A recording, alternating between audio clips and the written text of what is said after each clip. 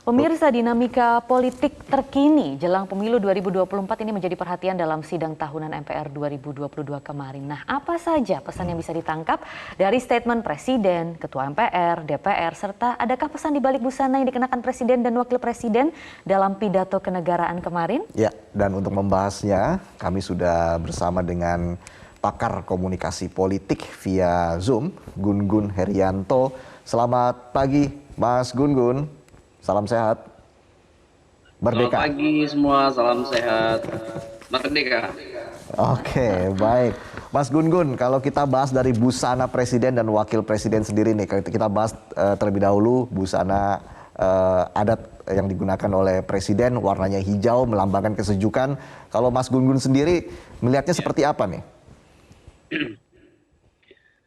Iya, ini bagian yang selalu menarik setiap pidato menjelang HUT kemerdekaan ya, dan ini merupakan tindakan simbolik sekaligus narasi yang patut diapresiasi.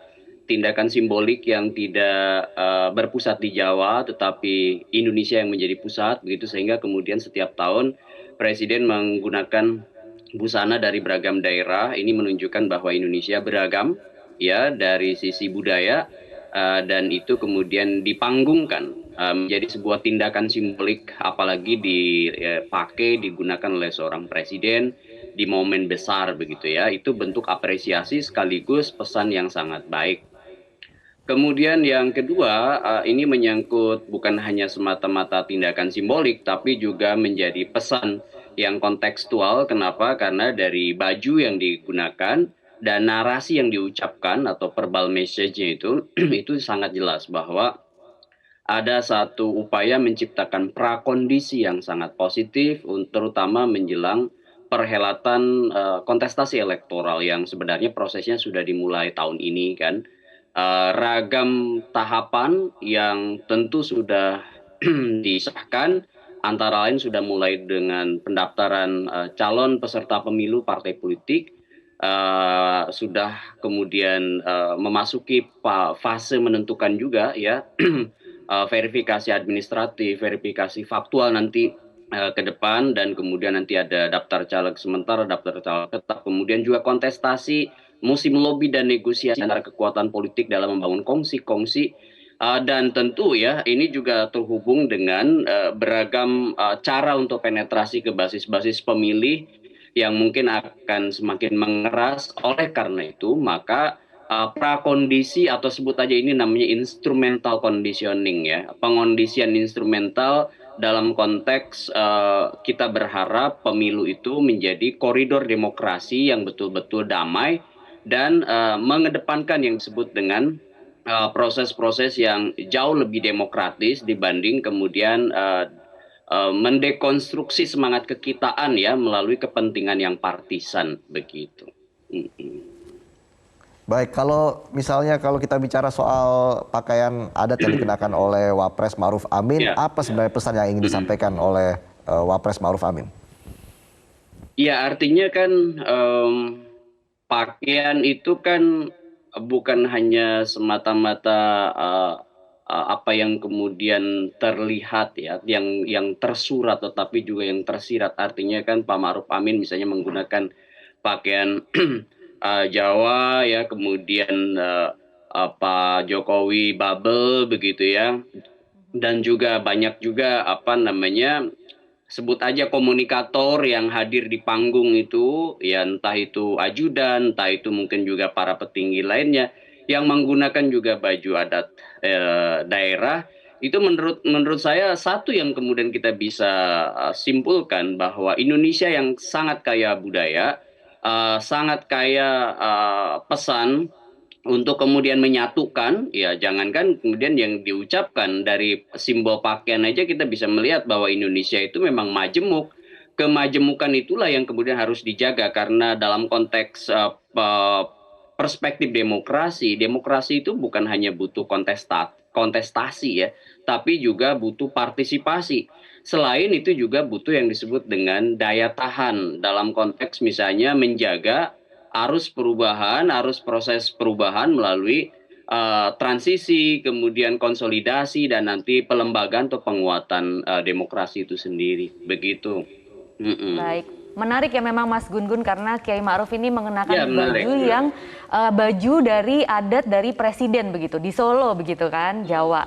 Nah, dari yang terlihat kita akan membahas yang terucap sekarang. Kita akan menganalisa yang terucap. Misalnya saja yang terucap dari Bamsud begitu ya. Katanya lewat pantun capres, cawapres, ojo ke susu. Memang siapa sih Mas Gun-Gun yang ke susu ini ditujukan untuk siapa? Ya, ini kan sebenarnya meng-highlight apa yang disampaikan oleh Pak Jokowi kan. Pak Jokowi udah pernah menyampaikan itu di Magelang, dan selain ice breaking, tentu ya ice breaking dalam sebuah panggung yang formal, dan itu jadi apa namanya merelaksasi juga forum tersebut, tapi juga menurut saya pesannya juga relevan.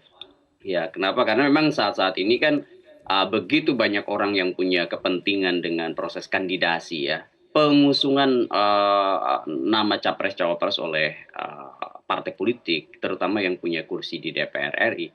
Dan proses ini terlihat dari begitu mulai masif dan eksesifnya, mulai intensitas yang meninggi penggunaan publisitas politik di ragam kanal.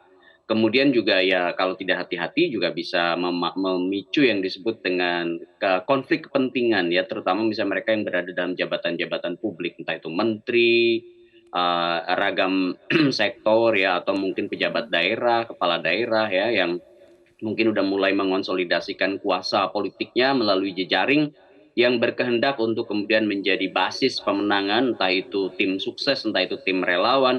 Ke susu atau terburu-buru ini mulai terlihat dari pergerakan para aktor kan ya. Kita tidak bisa menyebut hanya satu dua nama begitu, Mbak.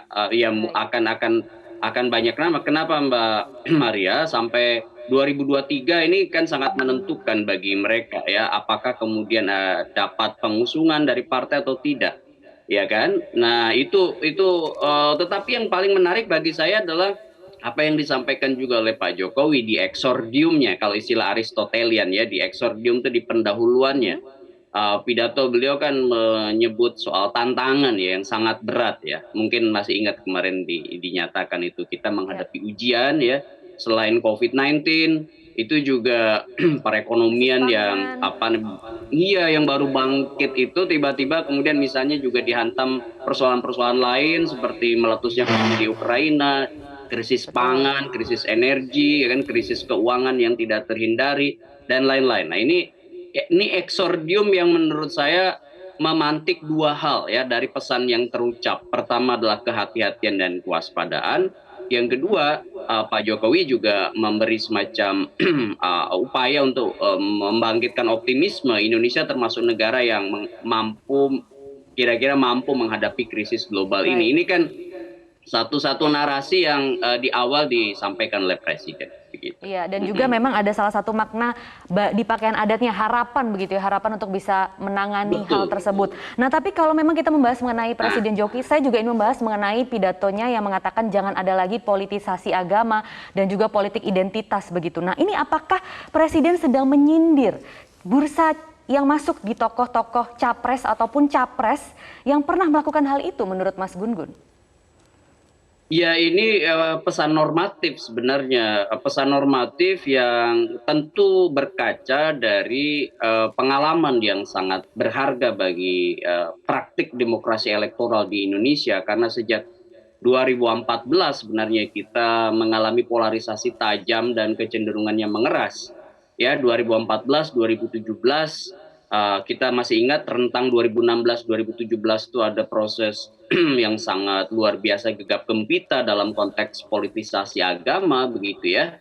Kemudian Pilpres 2019 itu meneguhkan ada proses reinforcement ya terkait dengan politik identitas, terutama upaya misalnya mengkapitalisasi itu dalam penetrasi ke basis-basis pemilih. Nah, 2024 harusnya menurut saya menjadi dua hal. Pertama, yang disebut dengan pemilu itu adalah koridor demokrasi yang harusnya kemudian diapresiasi oleh semua pihak sebagai mekanisme penting.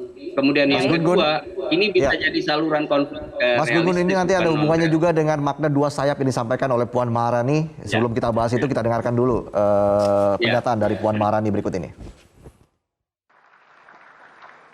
Perempuan Indonesia telah banyak aktif dan mengambil peran yang strategis di segala bidang: ekonomi, sosial, politik, lingkungan hidup, olahraga, ilmu pengetahuan, riset, dan lain sebagainya. Laki-laki dan perempuan adalah sebagai dua sayapnya seekor burung. Jika dua sayapnya sama kuatnya, maka terbanglah burung itu sampai ke puncak yang setinggi-tingginya. Iya, dua sayap tadi menarik itu pernyataan dari Puan Maharani. Bagaimana Mas Gun-gun responnya melihat pernyataan dari Puan Maharani tersebut? Iya, ada makna umum dan bisa kita juga makna khusus ya. Makna umum dalam konteks misalnya memang ini satu hal yang realitas politik di Indonesia bahwa rasio emansipatoris ya, terutama terkait dengan posisi politik perempuan ya di Indonesia kan memang masih menjadi persoalan ya. Dari sejak Republik ini berdiri masih ada aja. Apakah memang ini juga akan mengidentifikasikan bahwa Mbak Puan akan nyapres, Mas Gun-gun? Iya, kalau itu yang saya sebut makna khususnya. Kalau tadi makna umum kan soal bagaimana rasio emansipatoris kelompok perempuan itu seimbang, tetapi makna khususnya karena yang disampaikan oleh Mbak Puan, dan Mbak Puan adalah orang yang juga punya kans untuk dicapreskan oleh partainya begitu, maka ini tentu akan punya makna politis. Makna politisnya adalah apakah ini kemudian menjadi impresi atau kesan yang dibangun bahwa Puan ingin mengatakan bahwa sebenarnya calon pemimpin perempuan itu kemudian bisa dipertimbangkan untuk kemudian dalam posisi apa namanya tinggi ya, seperti misalnya jabatan presiden. Kira-kira kalau saya melihat itu makna khusus yang tersirat ya, dan karena itu disampaikan oleh seorang Puan dan tidak ada pesan itu tanpa disampaikan dengan menegasikan yang disebutkan intensi atau tujuan ya. Dan saya ingin mengatakan bahwa sepertinya Puan sedang mengkonstruksi juga, Mbak Puan sedang mengkonstruksi juga bahwa calon presiden perempuan termasuk dirinya tentu layak dipertimbangkan. Kira-kira begitu Mbak Maria. Menarik ya memang untuk membaca pesan tersirat maupun tersurat ini. Kita akan lihat nanti apakah memang Puan Maharani benar-benar akan maju begitu sebagai capres, kita belum tahu. Baik, terima kasih pakar komunikasi politik Gun-gun Herianto sudah bergabung bersama kami di Metro Pagi Prime Time. Sama-sama.